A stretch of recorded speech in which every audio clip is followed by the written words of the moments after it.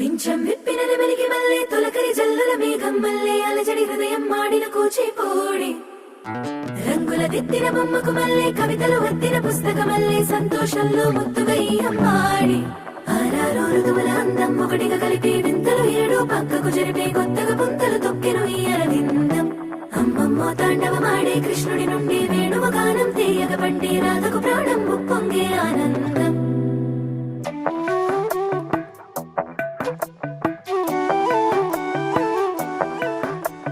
మధురము కదా ప్రతొక నడక